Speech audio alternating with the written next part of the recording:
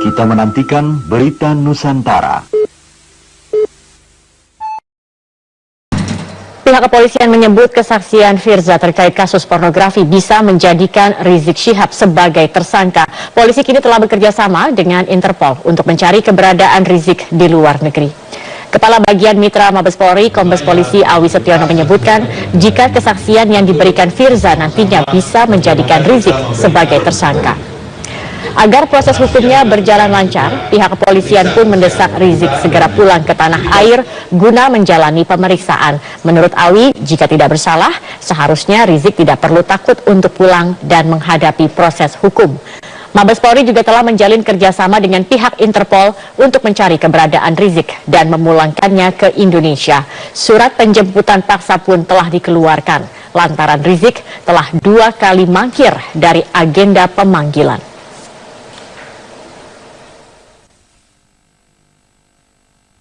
Membuat HR terindikasi sebagai tersangka, ada arah ke sana? Ya tentunya ada, itu ada strategi penyidik ya. Strateginya nanti kita tetap kita hormati langkah-langkah penyidik apa, kita tunggu karena memang yang bersangkutan kan belum bisa diperiksa. Jadi kesaksian Firza Hussein juga bisa menjadi salah satu alat bukti untuk tersangka HR. Selain kasus konten pornografi yang ditangani Polda Metro Jaya, Rizik Syihab juga harus menghadapi sejumlah kasus hukum. Polda Jawa Barat menangani kasus penodaan Pancasila. Kapolda Jawa Barat membantah ada upaya kriminalisasi ulama atas kasus yang menjerat Rizik. Berkas kasus dugaan penodaan Pancasila dan pencemaran nama baik Soekarno oleh Ketua Front Pembela Islam Rizik Syihab akan dikembalikan ke penyidik Polda Jawa Barat. Alasannya belum terpenuhinya 10 syarat formil dan 9 syarat material yang belum dipenuhi untuk dapat dilimpahkan ke pengadilan. Saya tidak bisa secara rigid memberikan penjelasan. Prinsipnya kalau kelengkapan formil itu terkait dengan tanggal-tanggal dalam berkas perkara yang harus disempurnakan dan disesuaikan dengan perbuatan pidana, dengan perbuatan yang dilakukan oleh yang bersangkutan selaku tersangka. Kemudian juga ada nama-nama, kemudian juga terkait juga keterangan ahli yang harus disempurnakan. Seperti itu. Artinya ini P19 dan dikembalikan lagi ke P19 hari ini kita akan kembalikan ke pihak penyidik Polda Jawa Barat. Sementara itu, Kapolda Jawa Barat Irjen Polisi Anton Carlian membantah anggapan bahwa kepolisian melakukan kriminalisasi ulama terkait dengan kasus yang menjerat Rizik Syihab. Menurut Anton, setiap warga negara sama di hadapan hukum. Di dalam hukum itu berkata barang siapa yang berbuat. Jadi tidak mengenal kasta, tidak mengenal jabatan. Nanti kalau begitu mungkin di dalam hukum harus ada kecuali pejabat, kecuali mungkin anggota DPR, kecuali ulama tidak boleh dihukum. Kan kita ini ajasnya persamaan dalam hukum. Semua manusia di Indonesia itu sama di dalam hukum. Rizik Syihab menghadapi berbagai kasus hukum. Selain dugaan penodaan Pancasila dengan ancaman hukuman 5 tahun, juga ada kasus dugaan penodaan agama dengan ancaman 6 tahun penjara. Kasus lain adalah Sampurasun menjadi campur racun dengan ancaman hukuman 5 tahun penjara, kasus Palo Arit pada Rupiah dengan ancaman 6 tahun penjara, dan kasus Jenderal berotak Hansip dengan ancaman hukuman 6 tahun penjara. Tim Liputan Metro TV. Dan pemirsa, berikut ini beberapa alat bukti yang dimiliki polisi terkait pengungkapan kasus konten pornografi yang diduga melibatkan Rizik Syihab dan Firza Hussein.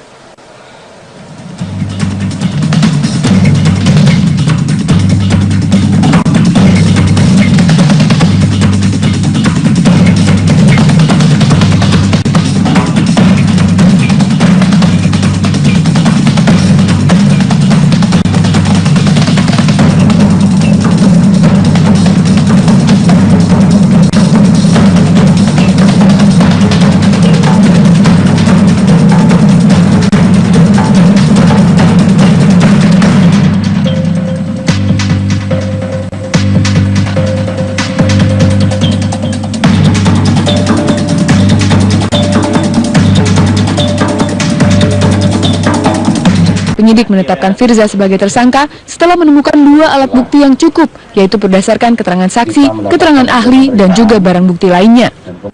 Sementara itu, polisi juga terus mencari keberadaan Rizik Syihab. Rizik telah 2 kali mangkir dari panggilan pemeriksaan, hingga polisi menerbitkan surat perintah membawa untuknya. Selanjutnya, polisi akan berkoordinasi dengan Interpol untuk melacak keberadaan Rizik yang diduga masih berada di Arab Saudi. Sudah ada panggilan pertama, kedua, kemudian sudah kita surat perintah membawa. Tentunya kita nanti apakah yang bersangkutan ini menggunakan, kita lewat Interpol menggunakan Blue Notice bisa. Blue Notice itu untuk mengetahui aktivitas saja, mengetahui aktivitas dan kemudian di mana posisinya bisa. Kemudian nanti kalau misalnya pemeriksaan daripada tersangka Firza ini sudah selesai semua, kan nanti apakah ada kaitannya atau tidak, sedang kita dalami semua. Selain mencari keberadaan Rizik Syihab, kepolisian juga terus menyelidiki pihak yang menyebarkan percakapan berkonten pornografi yang diduga dilakukan Firza dan Rizik. Namun hingga kini, polisi masih belum mendapatkan titik terang siapa pelaku di balik tersebarnya percakapan bermuatan pornografi tersebut. Tim Liputan Metro TV. Ke informasi selanjutnya, pemirsa, Presiden Joko Widodo hari ini kembali menegaskan pesan agar semua pihak menjaga keutuhan NKRI. Pihak manapun yang melanggar hukum akan digebuk. Demikian istilah Presiden. Dalam pertemuan dengan para pemimpin redaksi media massa pada siang tadi, Presiden menyatakan demo untuk menyampaikan aspirasi dipersilahkan. Tapi kalau melanggar hukum harus digebuk. Ini untuk pertama kalinya Presiden menggunakan istilah gebuk. Presiden juga menegaskan pesan ini berlaku untuk siapa saja dan kelompok manapun. Presiden juga menduga ada kelompok yang tengah berusaha memframing situasi politik keamanan belakangan ini. Terkait dengan keputusan pemerintah untuk membubarkan HTI, Presiden menyatakan prosesnya diserahkan penuh pada Menko Polhukam dan ini bukan upaya tiba-tiba. Rapat soal pembubaran HTI sudah berkali-kali dilakukan sejak 6 bulan lalu. Dan produk-produk di daerah. Kemarin Presiden Joko Widodo juga sudah menyampaikan pesan agar gesekan-gesekan di masyarakat dihentikan. Presiden mengingatkan masyarakat agar berhenti saling ejek dan saling hujat di antara masyarakat karena kita semua bersaudara. Presiden Joko Widodo angkat bicara soal ketegangan yang terjadi di masyarakat pasca Majelis Hakim Pengadilan Negeri Jakarta Utara menjatuhkan vonis pidana 2 tahun penjara dan disertai penahanan kepada Basuki Cahayapurnama atau Ahok. Usai bertemu dengan sejumlah tokoh lintas agama di Istana Merdeka Jakarta Selasa 16 Mei 2017, Presiden meminta agar gesekan di masyarakat segera disudahi demi menjaga persatuan dan kesatuan bangsa. Jikalaupun dalam beberapa waktu terakhir ini ada gesekan antar kelompok di masyarakat, mulai saat ini saya minta hal-hal tersebut, gesekan tersebut untuk segera dihentikan. Jangan saling menghujat karena kita ini adalah saudara. Jangan saling menjelekan karena kita ini adalah saudara. Jangan saling menfitnah karena kita ini adalah bersaudara. Jangan saling menolak karena kita ini adalah saudara. Jangan kita saling mendemo habis energi kita untuk hal-hal yang tidak produktif itu. Kita adalah saudara, saudara sebangsa dan setanah air.